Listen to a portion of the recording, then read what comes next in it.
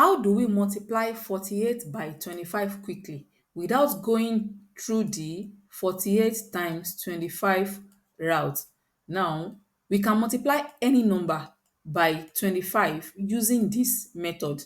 Now, we know that 25 is the same thing as 100 over 4. So we just say, and it is easier to multiply when the number has zeros. So we just turn this to 48 times 100 over 4. This way, it will be easier to multiply so that 4 will go in 48 12 times, and 12 times 100 will give 1 2.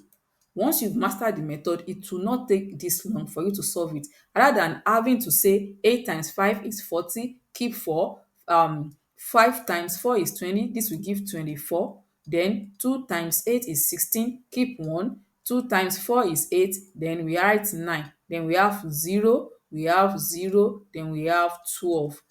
We will still get the same answer, but it is faster using this method. What do you think about this method? Let me know in the comments.